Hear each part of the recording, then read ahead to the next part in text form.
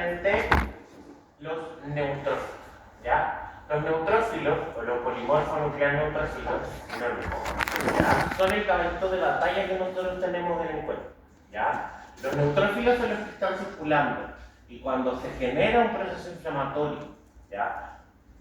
Ingresa un microorganismo, lo que sea, todos esos neutrófilos se van a ir al sitio de la lesión, ¿ya?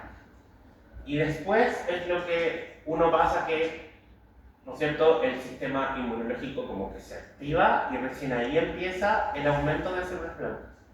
El aumento de células blancas no se da desde un inicio en los procesos inflamatorios. Toma un tiempecito. De hecho, si nosotros tomamos un examen de sangre en un paciente que está con alguna infección y tomamos ese examen en el proceso muy agudo, las células blancas ni siquiera van a estar altas, van a estar bajas, ¿ya? ¿Por qué? Porque todo lo que estaba circulando se fue al sitio del problema, ¿ya? Dentro de la fase crónica, ¿no es cierto?, de la inflamación o de la respuesta inflamatoria, esta obviamente tiene mayor duración, va a haber proliferación de vasos sanguíneos extra en el tejido, ¿ya? ¿Por qué? Porque se necesita que lleguen más células. Vamos a tener también el proceso, o un proceso ya sea de fibrosis. ¿Por qué? Porque en el fondo, una cicatriz, si lo pienso, una cicatriz está formada de puro tejido fibroso, ¿ya? Y más aún si tengo necrosis, donde hay pérdida de las células normales del tejido, ese espacio que queda vacío, ¿no es cierto?, se tiene que rellenar con algo. ¿Y con qué se rellena? Con tejido fibroso, ¿ya? Dice, todos los componentes y procesos involucrados en la reacción inflamatoria aguda son los responsables de todos los signos que se presentan, ¿ya? Y nuevamente, ahora espero que sí se los aprendan. ¿Ya? Ahí están los 5 signos cardinales de la inflamación, ¿ya?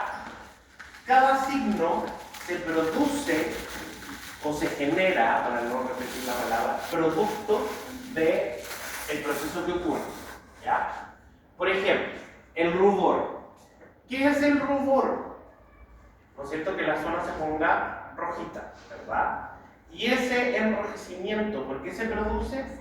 Por la vasodilatación, ¿ya? Porque hace que llegue, ¿no es cierto?, más sangre al lugar inflamado, y también por la éstasis vascular. ¿Qué quiere decir éstasis? A ver, ¿sabes el concepto alguna vez? ¿No? Ya, éstasis quiere decir que algo como que se detuvo. Ya cuando yo hablo de éstasis intestinal, es porque el tránsito intestinal se para. ¿Ya? Si hablo de éstasis vascular, es que la circulación en esa zona se detiene. ¿Ya? Entonces, estas dos cosas me llevan a el rubor. ¿Ya? El tumor. ¿Qué dijimos que era el tumor?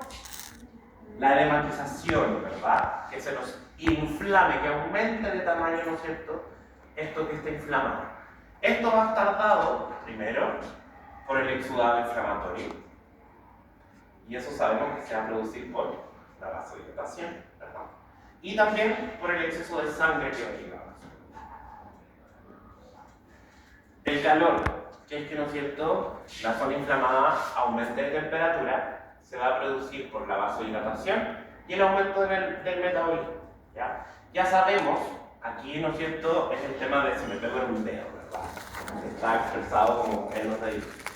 Pero si yo me pego, ¿no es cierto?, un martillazo en el dedo, ¿ya? Voy a tener, ¿no es cierto?, este proceso inflamatorio, vasodilatación, que además, ¿no es cierto?, ya explicamos cuando hablamos del tema de las hipertermias, ¿verdad?, que una de las maneras de disminuir la temperatura era con la vasodilatación periférica, ¿verdad? Y bueno, el aumento de metabolismo, obvio, porque tenemos, ¿no es cierto?, mayor actividad celular, ¿ya? El dolor, dice, se da por la irritación de las fibras nerviosas, por el agente etiológico y las sustancias químicas, ya que fue lo que vimos, ¿no es cierto?, la semana pasada.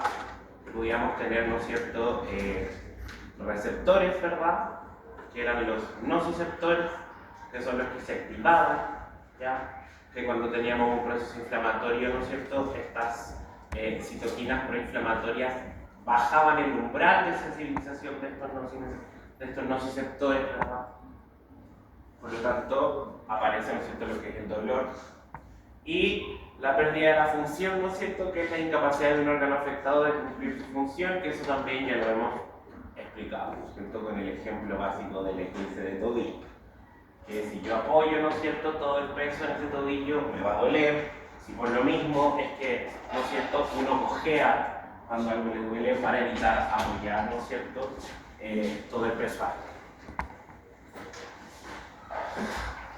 Ya.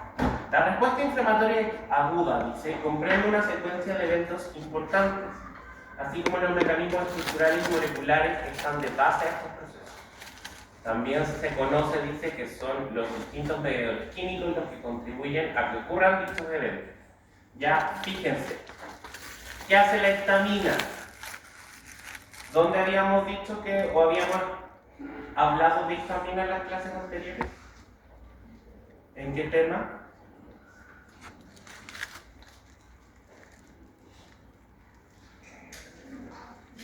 Yo le dije, ¿por qué no tomo el histamínico?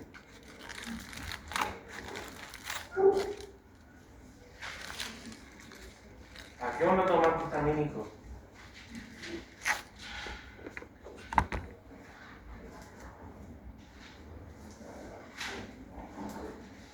Ya, po. ¿A qué uno toma el histamínico? ¿De qué hablamos la semana pasada? Por las alergias, ¿verdad? Ya. ¿Qué hace la histamina? Fíjense, aumento de la permeabilidad. Por lo tanto, si yo voy a esto, la histamina estaría participando tanto en el rubor como en el tumor y en el calor. ¿Ya? La bradicinina incrementa la permeabilidad, pero además el tema del dolor va a sensibilizar, ¿no es cierto?, a los nociceptores. Ya aquí tenemos complemento 3 y complemento 5, que se fijan que incremento de la permeabilidad, incremento de la permeabilidad y además participa como quimiotaxis. ¿Qué era la quimiotaxis? ¿Se acuerdan? Biología.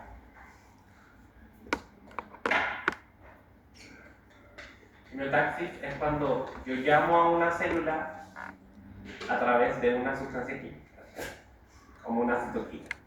Eso sería quimiotaxis, para que vaya al lugar donde se está liberando esa citoquina, ¿ya?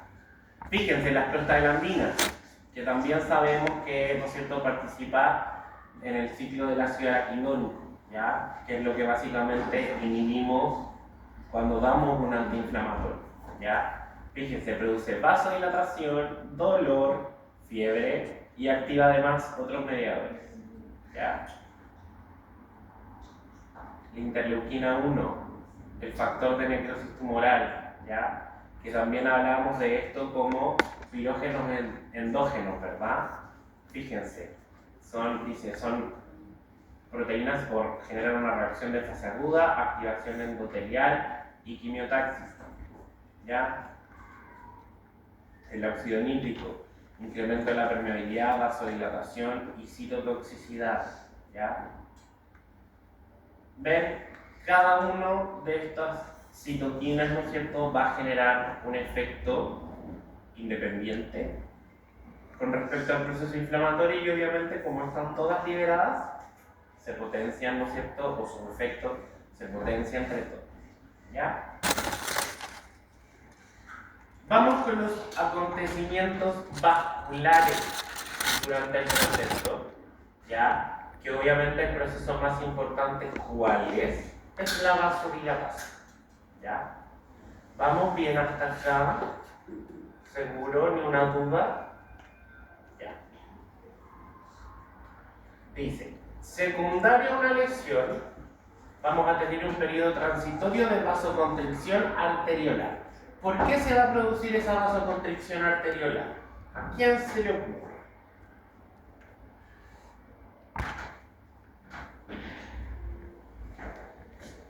¿Por qué es importante esa vasoconstricción inicial cuando tenemos una lesión, un daño?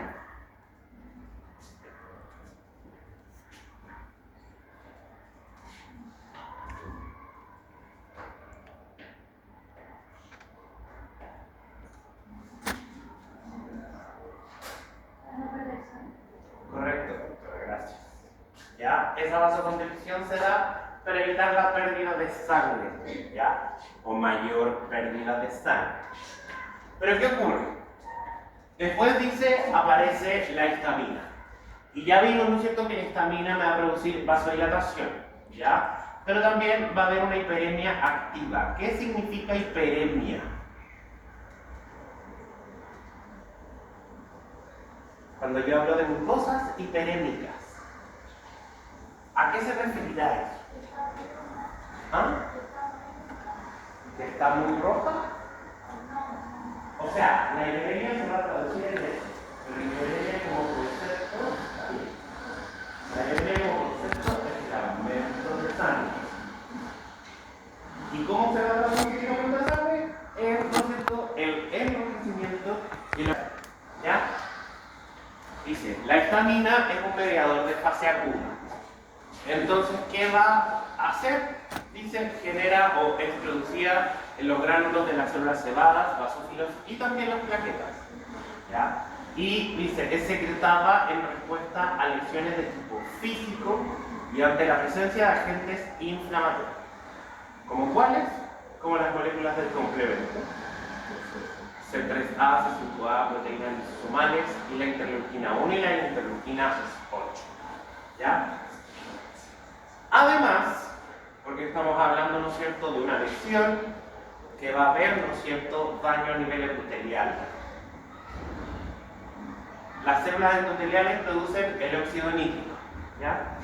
¿Y qué va a producir eso? Dice vasodilatación por relajación del músculo liso de las paredes vasculares. O sea, vamos a pasar de esto, ¿no es cierto?, a esto de nuevo. ¿Qué va a ocurrir? Si tenemos vasodilatación, menos presión, ¿no es cierto?, la sangre se mueve o se empieza a mover más lento, ¿ya? Y se produce la éstasis vascular, ¿ya?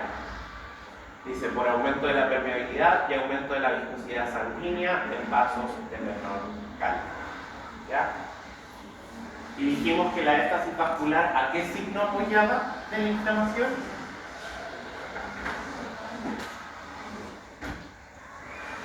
¿A cuál? Al rubor, ¿no es cierto? Bien. Los eventos vasculares ocurren de manera simultánea, pero se manifiestan de manera secuencial, ¿ya? Esta parte yo sé que se prolate, pero tenemos que verlo así, ¿ya? Hablamos, ¿no es cierto?, lo primero que tenemos una vasodilatación de las arteriolas y capilares que provocan, ¿no es cierto?, la apertura de capilares y vénulas, inducidos por la acción de diferentes mediadores sobre el músculo liso, principalmente histamina y óxido nítrico, ¿ya? Dice, aumento del flujo sanguíneo por las arteriolas, que es la causa de la aparición del eritema, en el sitio de la inflamación. También tenemos, ¿no es cierto?, el aumento de la permeabilidad de la microvasculatura, ¿ya? Eso me genera o permite la salida, ¿no es cierto?, de exudado inflamatorio hacia los tejidos y por ende se forma, ¿no es cierto?, un edema inflamatorio, ¿ya?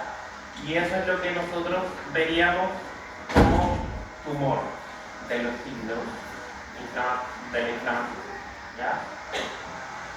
Dice, hay una acumulación anormal y excesiva de sangre.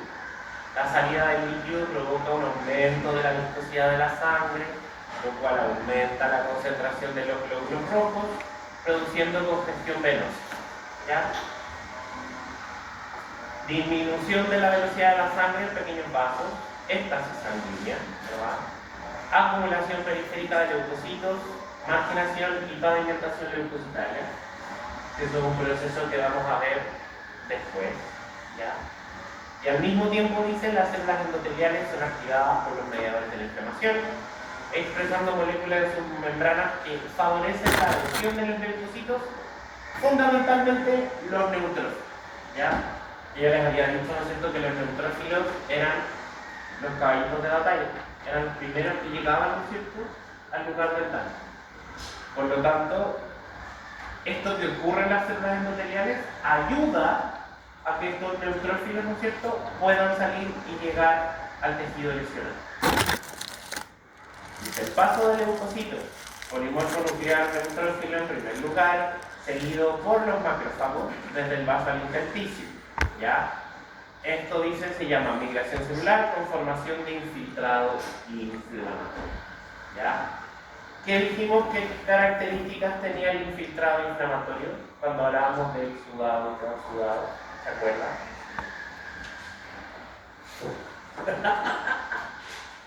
Ya, pero así como, ¿cuál era como las diferencias más importantes entre el transudado y el exudado? Ya, ¿y qué características tenía ese líquido inflamatorio en comparación al transudado? Era alto en proteínas y qué más.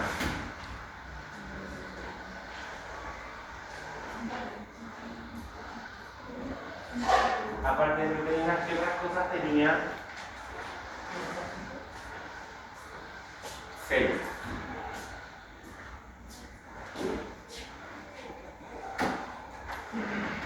Ya.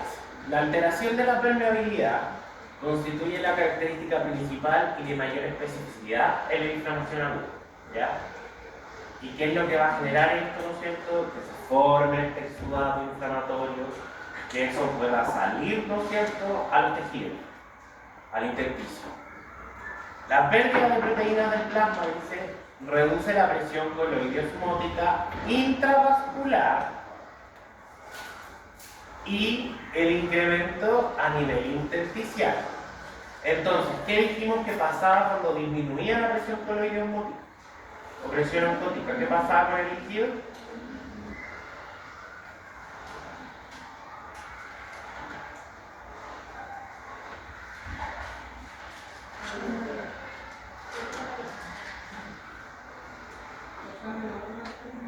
¿Ah? Correcto, ¿no es cierto? El líquido va a tender a salir del vaso, porque no va a entrar. Acuérdense que la presión osmótica llama el agua y la hidrostática la saca, ¿ya? Entonces, secundario a la vasodilatación, aumenta la presión hidrostática intravascular, lo que conduce a una importante salida y acumulación de líquido en el tejido intersticial, formándose finalmente el edema. ¿Ya? ¿Están uniendo las cosas? Seguro. Ya. Dice, en condiciones normales, el endotelio no permite la salida de proteínas. ¿Ya? Las proteínas en general tienen un tamaño mucho mayor al que tiene el poro del endotelio. ¿Ya? Por eso es que normalmente no pasa. Si es que yo aumento esa permeabilidad, o sea, hago el poro más grande, entre comillas, eso permite que cualquier cosa salga. Dentro de ese cualquier cosa, células y proteínas. ¿Ya? Dice, y el intercambio se produce por pinocitosis.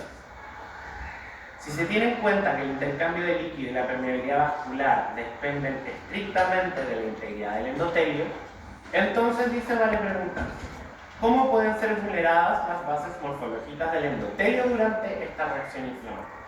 ¿Ya? Y ahí es donde, ¿no es cierto?, explicaría todos los efectos que tienen todas estas citoquinas proinflamatorias, ¿ya?, que alteran esta base morfológica. ¿Vamos bien hasta acá? ¿Ninguna duda? Ya. Silencio todo. Continúo. Dice, el aumento de la permeabilidad vascular se genera por varios mecanismos que pueden producirse de forma simultánea. ¿Ya? Por una parte, formación de aberturas entre las células endoteliales de las venas, ¿ya?, que sería el aumento de este espacio que se muestra acá. ¿Ya? Dice, es un mecanismo activado por la histamina, bradicinina, leucotrienos, sustancia P, entre otros. ¿Ya? Dice, la bradicinina y la sustancia P generan un aumento en la permeabilidad vascular y también, ¿no es cierto?, disminuyen la sensibilidad de los nociceptores y generan dolor. ¿ya? Y la prostaglandina, dice, produce también vasodilatación y también va a potenciar el edema. Entonces, por una parte, tenemos que se separan, ¿no es cierto?, o aumenta el espacio que hay entre el endotelio. Eso permite mayor salida de componentes. Pero además, la prostaglandina, al vasodilatar, va a hacer que llegue más sangre. Al haber más sangre, más este aumento de permeabilidad, es mucho mayor la fuga de componente vascular hacia el interior. ¿Ya? Tenemos, dice, también la retracción endotelial. Dice, implicados en este proceso, la interleuquina 1, el factor de necrosis tumoral y el interferón gamma, así como también la hipoxia. ¿Qué era hipoxia? ¿Ah? Fuerte. ¿En dónde? No. Hipoxia, tejido. Sangre sería hipoxemia.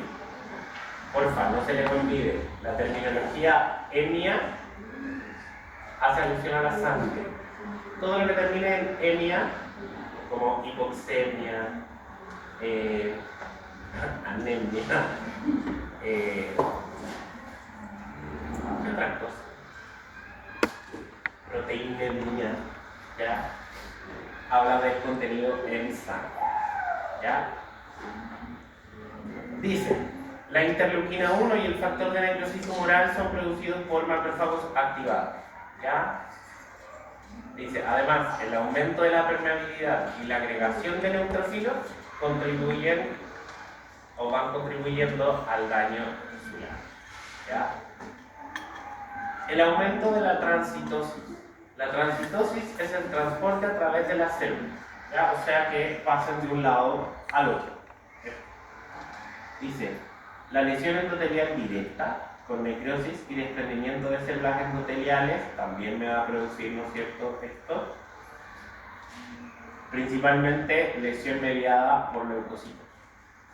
Se voy a tener una lesión por liberación de enzimas que dan al endotelio o dañan al endotelio y aumentan la permeabilidad, que es lo que sale acá abajo, ¿ya?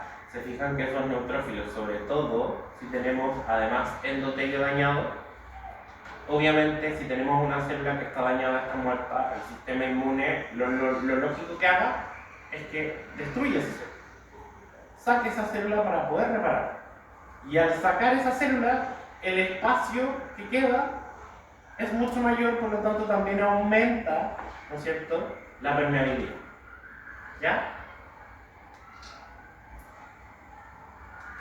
Acontecimientos celulares, ¿ya? Sabemos que dentro del proceso inflamatorio van a llegar células blancas al lugar, y cada una va a tener un efecto, ¿ya? Dice, además de sus efectos benéficos, pueden prolongar la lesión tisular, producto de las enzimas que pueden liberar, también de los mediadores químicos y de los radicales libres de oxígeno que se generan, ¿ya? Esos radicales libres, de hecho, se producen cuando estamos, por ejemplo, si tenemos una zona que sufrió hipoxia, que estuvo con disminución de oxígeno, cuando ese oxígeno vuelve a aumentar, se producen estos radicales y generan un daño, ¿ya? Dice, la secuencia de eventos que se produce desde que los leucocitos salen de la luz vascular hasta que alcanzan el tejido intersticial se puede dividir en tres.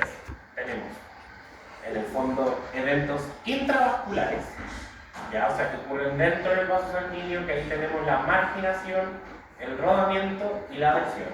Eso se van a ir viendo después cada uno. Después, como segunda secuencia de eventos, tenemos la transmigración a través del endotelio, y eso se conoce como diapedesis. La diapedesis era cuando las células como que sacaban como, o cambiaban de forma, si normalmente son redondas, como que sacan brazos, por decirlo, como unas proyecciones, y esas proyecciones permiten que pasen entre medio de las células del endotelio, ¿ya? Y la tercera secuencia de eventos es la migración dentro del tejido, hacia un estímulo quimiotáctico. ¿Qué dijimos que era quimiotáctico, cierto? Era llamar células a través de componentes químicos, que por lo general son las mismas citoquinas, ¿ya? Dice, cuando el flujo de la célula es normal, los leucocitos se desplazan a las paredes del vaso. Este proceso de acumulación se denomina marginación. Después se adhieren al endotelio transitoriamente, que es lo que se conoce como rodamiento, que como que la célula va rodando sobre el endotelio, ¿ya? Hasta que llega un punto en que queda adherido al endotelio y queda fijo, ¿ya? Después es cuando se produce, ¿no es cierto?, la diaperesis, que atraviesa el endotelio, ¿ya? Y después sigue con la migración al tejido, ¿ya? Con el tiempo, dice, el endotelio puede quedar revestido de leucocitos, lo que se conoce como pavimentación, ¿ya? Tras su adhesión firme, los leucocitos emiten sus pseudópodos, yo les decía que tienen como unos bracitos, ¿ya? Hacia las uniones que existen entre las células endoteliales. Se introducen apretadamente a través de ellas y quedan situados entre la célula endotelial y la membrana basal. Luego atraviesan la membrana basal y salen al espacio extravascular. Este último mecanismo se denomina diaperesis, ¿ya? Que es lo que tendríamos acá. Marginación es cuando el leucocito se va hacia la célula endotelial. Rotación, como se empieza a fijar de a poco, empieza como a rodar sobre la célula endotelial, ¿ya? Adhesión es cuando ya queda fija. Y después viene, ¿no es cierto?, la migración, que sería la diaperesis, cuando pasa entre las células endoteliales, ¿ya? Hay receptores de adhesión específicos, ¿ya? Tenemos, ¿no es cierto?, por una parte las selectinas, que las selectinas vamos a tener selectinas endoteliales que van a estar en la célula endotelial. Vamos a tener, ¿no es cierto?, selectina L o leucocitaria, que va a estar, ¿no es cierto?, en los leucocitos, y las células o las selectinas P, que son las que están en las plaquetas, ¿ya? Tenemos también las inmunoglobulinas, porque acuérdense que las inmunoglobulinas igual servían como unión a los receptores, ¿ya? Por lo tanto también permiten esta adhesión, y las integrinas. ¿Y cómo se regula la expresión de estas moléculas? Vamos a tener, por una parte, redistribución de moléculas de adhesión entre la superficie, ¿ya? Estos citoquinas, dice, estimulan la redistribución hacia la superficie celular, lo que es importante para el rodamiento, ¿ya? O sea, no es que estas células presenten estos receptores de adhesión constantemente, sino que tiene que haber algo que estimule que salga a la superficie, para que así, ¿no es cierto?, el leucocito pueda quedarse pegado y pueda salir, ¿ya? Va a haber también, dice, inducción de moléculas de adhesión sobre el endotelio, que se da por estimulación, dice, de la síntesis y expresión de selectina E en el endotelio, y esto va a estar dado por la interleuquina 1 y el factor de necrosis tumoral, ¿ya? Y también el aumento de la intensidad de la fijación, que dice que este es el mecanismo más importante para que se puedan fijar, ¿ya? Dice, para esto los neutrófilos deben ser activados para que las integrinas cambien su afinidad de baja a alta. Y así, ¿no es cierto?, es más fácil la adhesión entre ambas células, ¿ya? Dice, esta activación se produce por quimioquinas producidas por el mismo endotelio, ¿ya? O sea, el mismo endotelio es el que va a estimular el aumento de la intensidad de esta unión, ¿ya? Dice, los leucocitos que atraviesan el endotelio degradan la membrana basal utilizando colagenasa, que ¿qué es lo que degrada la colagenasa? Colágeno, ¿no es cierto? Obvio. Y así completan su salida, ¿ya? Aquí, si se fijan, tenemos lo mismo, entre comillas, explicado de otra manera. Migración, dice, leucocitos al sitio de infección. Tenemos por una parte, ¿no es cierto?, la entrada del patógeno, ¿ya? El patógeno entra al sistema, siendo detectado, ¿no es cierto?, por los macrófagos, células dendríticas y las células presentadoras de antígenos. ¿Ya? Por lo tanto, eso va a hacer, ¿no es cierto?, que estos macrófagos se activen. Y ahí empieza la activación de quimocinas o de citoquinas. Los macrófagos secretan citoquinas para activar a las integrinas en el torrente sanguíneo, haciendo que los leucocitos activen su receptor. Después, activación de selectinas. Una vez activados los receptores de los leucocitos, estos se unen a las selectinas. ¿Y esas selectinas en qué células estaban? Dijimos.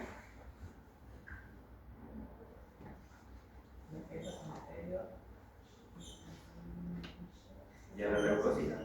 Pero aquí están hablando principalmente de las selectinas del endotelio, para que el leucocito se pueda unir al endotelio. Rodación. En esta fase de rodamiento, los leucocitos y el endotelio establecen contacto entre ellos. Estos contactos son transitorios. Estos contactos, dice, disminuyen la velocidad con la que circula el leucocito, provocando que ruede sobre el endotelio. O sea, básicamente es como para irlo frenando. ¿Ya? Después viene, dice 5, la extravasation leucocitaria. El leucocito atraviesa el endotelio y se incorpora al tejido dañado. Para que el leucocito pueda atravesar el endotelio, tiene que producirse una serie de fenómenos de adhesión dinámicos que no están del todo definidos. Pero sabemos que eso, ¿cómo se llamaba? Diabetes, ¿verdad?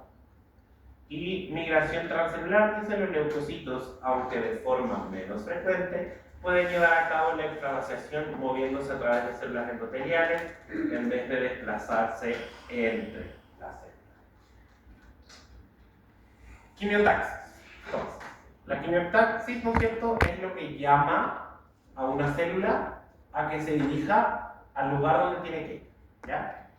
Si después de la extravasiación, los leucocitos alcanzan la zona de lesión mediante un proceso llamado quimiotaxis, que es el proceso que permite el movimiento mediante la concentración de sustancias químicas en el medio. ¿Ya?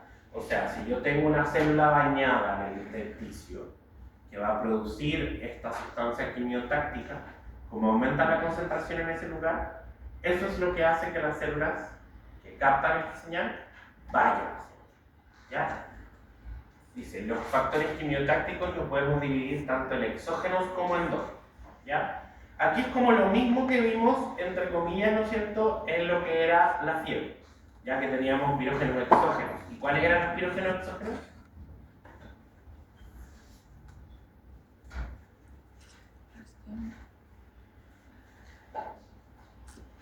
¿Qué funcionaba o qué participaba como un pirógeno exógeno?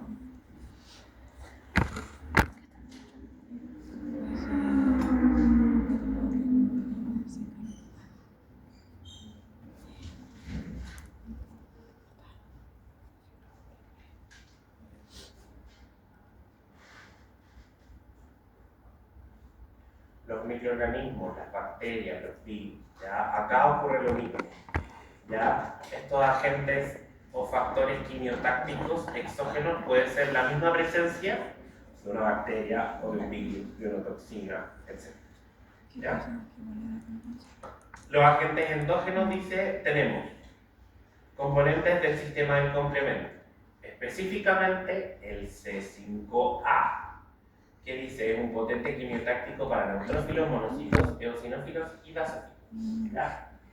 La llama a casi todas las células. Tenemos los leucotrienos, dice que es un potente, sobre todo el B4, potente quimiotáctico y activador de neutrófilos, ¿ya? Además de la agregación y adhesión de leucocitos al endotelio. ¿Ya? O sea, tanto el C5A como los leucotrienos, aparte de llamar a las células, estimulan la adhesión al endotelio. Y citoquinas, dice, principalmente la interleuquina 8, que va a actuar sobre neutrófilos. ¿Ya? ¿Cuál dijimos que era el primer caballito de batalla en llegar? Los neutrófilos, llamados por la interleuquina 8. ¿Quieren hacer un recreo? Sí, la inflamación es pesada. Así que hagamos un recreito largo. Ah, nos queda nada. Estamos en la última. Entonces no hagamos qué. Le queda una diapo. Ya. Y lo último, entonces, después, ¿no es cierto?, que la célula inflamatoria o la célula linfocítica llega al tejido dañado, tiene que cumplir su función. ¿Y cuál es la función? Comerse todo lo que vive. ¿Ya? Fagocitosis. La fagocitosis y la liberación de enzimas por los neutrófilos y macrófagos constituyen, dicen, todos de los principales efectos beneficiosos de la acumulación de leucocitos en el foco inflamatorio. ¿Ya? Se lleva a cabo en 3 pasos distintos, aunque estrechamente relacionados. ¿Ya? ¿Cuál sería el primer paso? Reconocimiento y fijación de este agente inflamatorio. ¿Ya? Básicamente aquí aparecen, ¿no es cierto?,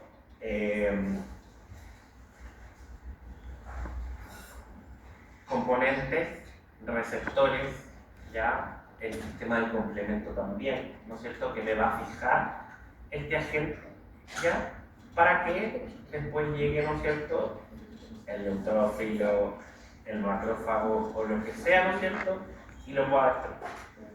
Dice, los agentes son reconocidos cuando están cubiertos de opsoninas. ¿Se acuerdan que dijimos que era la opsonización? Que era como volver algo más atractivo para ser fagocitado, como que lo volvía más delicioso. ¿Ya?